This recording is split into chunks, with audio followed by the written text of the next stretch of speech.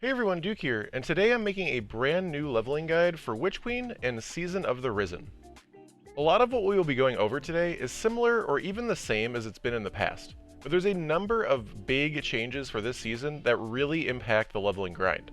For the purposes of this video, I'm going to go over everything and expect no prior knowledge of how the leveling systems work. Getting right into it, there are 3 tiers of levels to look out for as you play Destiny: the soft cap, the powerful cap, and the pinnacle cap. In Witch Queen Season of the Risen, the soft cap is 1500 power, and you can reach this level by doing any and all content in the game. All drops that you get from any activities, including blue drops, can drop above your base level and help you all the way up to 1500 power. Doing the campaign for Witch Queen should help with a significant portion of the grind to 1500, and new for this season is the legendary version of the campaign. Finishing this harder version will award you with 1520 gear to get you almost halfway through the powerful gear grind for this season as well. And not only that, but by finishing the Legend campaign, you will also get your choice of one of the new exotic armor pieces for your class. Once you hit 1500 power, or 1520 if you did the Legendary campaign, you will hit a bit of a brick wall as you will now need to do specific activities and potentially even do specific things in those activities in order to progress your power level. You will want to be starting to look out for activities that give powerful gear. When you look at your destination screen, you'll see a bunch of these little yellow stars all over the place, and basically what that's showing you is that there's going to be a powerful or pinnacle drop within that node if you go into it. And so you can see here, Vanguard Ops and Nightfall both have powerful and pinnacle gears attached. Starting in the tower, we have a whole bunch of powerful gears, with each vendor requiring you to do 8 bounties for their specific activity. We have Zavala for strikes, Shax for crucible, Gunsmith for gunsmith bounties, and Drifter for gambit. In the Vanguard playlist for Nightfalls, there is completing Nightfall strikes for a piece of powerful gear, and there's also pinnacle gear, which we'll get to later. In the Crucible, if you do 7 round wins in comp, you will get another piece of powerful gear.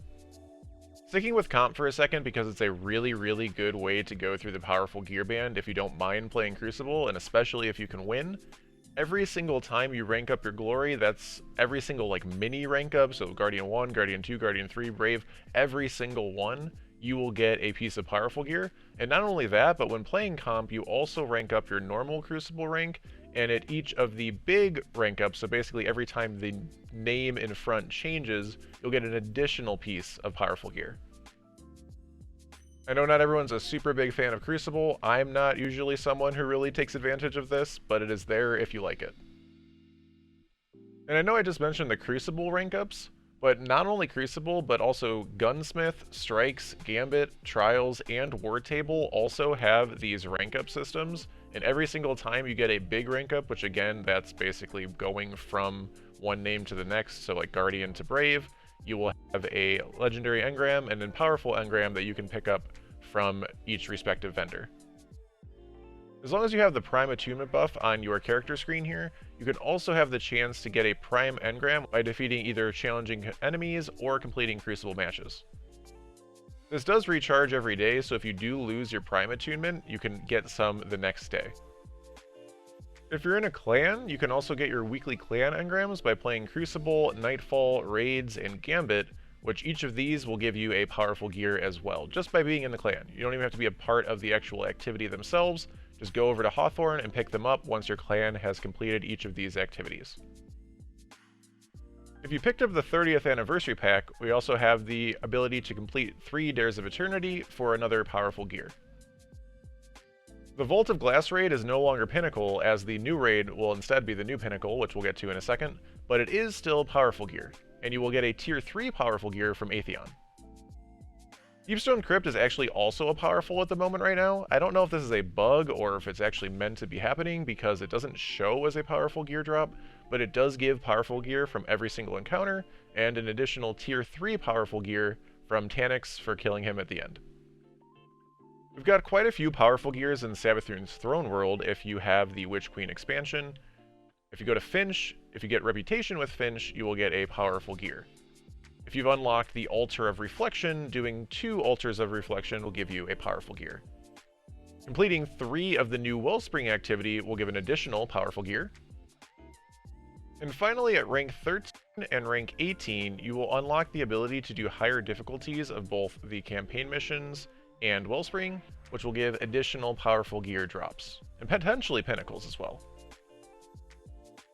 And lastly, for Season of the Risen, doing the Psyops Battlegrounds will give you a powerful gear at 2 completions, 4 completions, and 6 completions. So 3 powerful gears here. Once you hit 1550 power, powerful gear will no longer help you and instead only drop at your level. Instead, you are going to need to go for Pinnacle drops. A lot of these are in the same activities or same places, but just doing maybe a higher level version or getting a certain score. And starting off, getting a score above 100,000 in the weekly Nightfall Strike will give you a Pinnacle gear.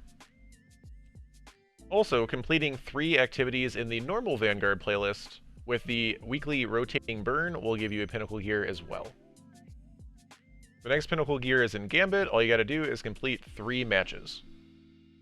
Same thing for Crucible, complete 3 matches in any of the playlists for a Pinnacle gear. I have noticed that this actually does not work in comp, so when you do your comp games to get your powerful, you actually will not be completing matches for the Pinnacle gear. While you're doing your Battlegrounds for the powerful gears for 2, 4, and 6 completions, you also have to defeat champions, defeat 10 of them for a Pinnacle gear. Once again, if you do have the Anniversary Pack, you can do the Grasp of Avarice dungeon for an additional Pinnacle gear. Also, this actually does have a couple powerful gear drops as well, and the first couple encounters. And sticking with that Anniversary Pack, if you do Dares of Eternity and get a 250,000 score or higher, you will again get a Pinnacle gear. For those in a clan, getting 5,000 weekly clan XP will also give you a Pinnacle gear. Note that this does say powerful gear on the screen. It said this for like, I don't know, 2 or 3 years at this point it feels like, but this has always been a Pinnacle gear. It still is a Pinnacle gear. Ignore the fact that it says powerful. This is a Pinnacle right here. We've got a new Pinnacle gear in the Savathun's Throne World. The Vox Obscura Exotic Mission will actually give you a Pinnacle gear when you've defeated enough powerful Cabal and champions. Iron Banner is a weekly activity that will have 4 Pinnacles per character. Again, this is something that is only available usually once a month or so. When it's available, you'll be able to do 4 Pinnacles that week. And Trials of Osiris is something that's only available on the weekends, Friday through Tuesday reset. It's actually not available for these next 2 weeks until the raid comes out. I believe the week after it's going to be coming back. But this also has Pinnacles for both winning 7 matches and for winning 50 rounds. And finally, we will have the new raid starting next Saturday in Savathun's Throne World. I'm assuming this will have 4, maybe 5, maybe even more Pinnacle drops attached to it. This will definitely be one of, if not the best ways to get Pinnacle gear, but until next Saturday, it's not available. If you're watching this later in the season, it will be available, and again, quite a few Pinnacles are going to drop from this, and once the challenges come out, assuming it's just like any other raid, that will be an even additional Pinnacle gear every single week that you can potentially get. And one final tip I want to give is just using your season pass drops to help even out your gear. Don't just grab them right away. Because what you can do here is all these drops in the season pass actually level up with you. So right now I'm 1548 base on this character, and so every single piece of gear that is here is going to be 1548. So like if I had a kinetic that was really far behind, like maybe my kinetic was only 1543 or something, I could grab this kinetic at 1548 and it would potentially bump me up. You can also double check to see if it'll actually level you before grabbing a piece, but again, this is something very, very useful. If your pieces start getting behind, you have all sorts of armor. You have every single piece of armor slot that you can potentially get here, every single armor piece. These engrams will be once per account, but as you get higher in the season pass, you actually have the armor themselves. All of these armors will be once per character, so you can actually grab these on your Warlock, your Hunter, and your Titan, and potentially use them to even out every single character. And that is all for my updated leveling guide. We have quite a few drops to level you up this season, so just pick and choose the ones you want to do, and you're going to level up quite quick. And as always, thank you for watching. If you have any questions, put them in the comments, and have a wonderful day.